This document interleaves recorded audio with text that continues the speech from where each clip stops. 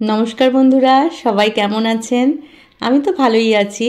আজকে আপনাদের সাথে শেয়ার করব বাটার পনিরের রেসিপি। একটা ইজি সিম্পল রেসিপি, ঝটপট হয়ে যায়। এটা আমি ডিনারে সার্ভ করেছিলাম পরোটা দিয়ে। আপনারা রুটি, পরোটা, লুচি সবার সাথেই এটা সার্ভ করতে পারেন। নিয়ে নিয়েছি পোস্ত আর চার মগজ একসাথে মিশিয়ে নিয়েছি, আর কাঁচা লঙ্কা নিয়ে নিয়েছি। এটা তো বেশি ঝাল দেব না, 4-5টা কাঁচা লঙ্কা দিয়েছি। আর দুটো মিলে 100 গ্রাম পোস্ত আর চার মগজ আছে। প্যানের মধ্যে আমি দিয়ে দিলাম বাটার, আর সাদা তেল একটু প্যানে দিয়েছি। তার কারণ হচ্ছে ডাইরেক্ট যদি বাটারটা দিতাম তাহলে বাটারটা পুড়ে যায়, তার জন্য সাদা তেল দিয়েছি। আর পোস্ত আর চার মগজটাকে আর কাঁচা লঙ্কাটাকে শুকনোই বেটে নিয়েছি, তার সাথে গরম জল মিশিয়ে একটা পেস্ট করে নিয়েছি, দিয়ে দিচ্ছি প্যানের মধ্যে। আর এটাকে না বেশি কষানোর প্রয়োজন নেই, মশলা ধোয়া জলটাও দিয়েছি। একটু সামান্য ফুটে উঠলেই হবে, পোস্ত তো বেশি কষানোর ব্যাপার থাকে না। আর দিয়ে দেব আমি এই পর্যায়ে কিছুটা মটরশুঁটি, কারণ এখন বাজারে ফ্রেশ মটরশুঁটি অ্যাভেলেবেল, শীতকাল যেহেতু। তা মটরশুঁটিগুলো দিয়ে দিচ্ছি, আর মটরশুঁটিগুলো তাড়াতাড়ি বেশ সুন্দর সেদ্ধ হয়ে যাবে আর ফুটে উঠেছে দেখুন। আর আমি নিয়ে নিয়েছি 600 গ্রাম পনির। পনিরটাকে কেটে আমি, এটা আমুল পনির নিয়েছি, একটু শক্ত ছিল পনিরটা। যদি ফ্রেশ পনির পান আপনি ডাইরেক্টই দিতে পারেন।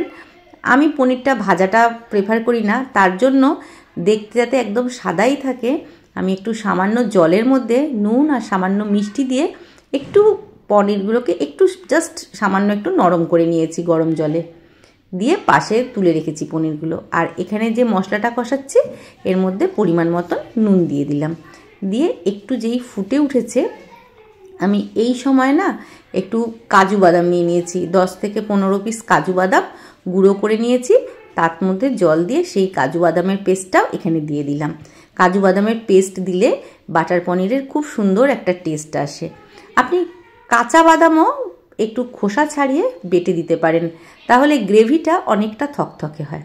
কিন্তু আমি বেশি থকথকে করতে চাইনি, একটু পাতলার উপরেই রাখতে চেয়েছি, কারণ পরোটা পনির দুটোই একটু খেলে একটু অনেক সময় হজমের প্রবলেম হতে পারে, তার জন্য আমি এটাকে একটু পাতলার উপরে রেখেছি।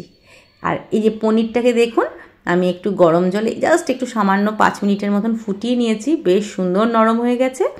আর ফোটানো যে জলটা ছিল সেই জলটা যদি আপনার কম হয় এই গ্রেভিতে, সেই জলটা কিন্তু আপনি ব্যবহার করতে পারেন। আমার এখানে পর্যাপ্ত পরিমাণে আছে বলে আমি ওটাকে আলাদা সরিয়ে রেখেছিলাম, আর পনিরগুলো শুধু দিয়ে দিলাম, দিয়ে হালকা হাতে নেড়ে নিলাম। প্যাকেটজাত পনির তো একটু শক্ত থাকে অনেক সময়, যদি ফ্রেশ থাকে তাহলে কিন্তু ফোটানোর দরকার নেই। এই পর্যায়ে আমি একটু দুধ দিয়ে দিচ্ছি।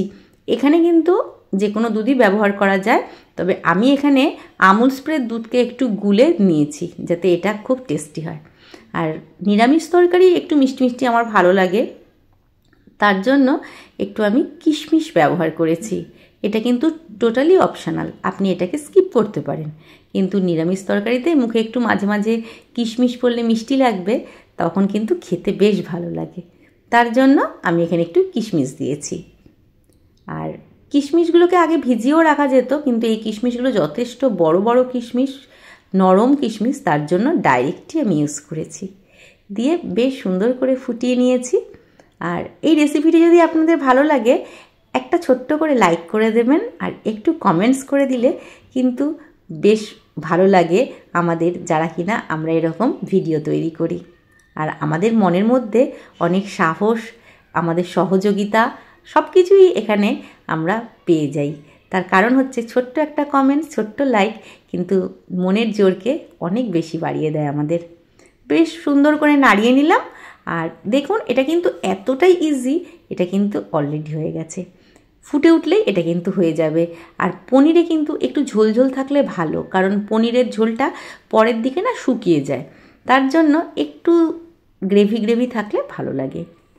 রেডি হয়ে গেছে কিন্তু আমার বাটার পনির। উপর দিয়ে একটু গরম মশলা ছিটিয়ে দিয়েছি, আর দিয়ে দেব কাসুরি মেথি একটু হাতে ডলে। আপনি এখানে দই চাইলে কিন্তু ব্যবহার করতে পারতেন যখন মশলাটা কষাচ্ছিলাম সেখানে, কিন্তু এখন ঠান্ডাকাল, তার জন্য আমি দইটাকে একটু স্কিপ করেছি। আর তার বদলে আমি দুধ দিয়েছি, দিয়ে সুন্দর করে নাড়িয়ে বেশ ফুটে উঠেছে।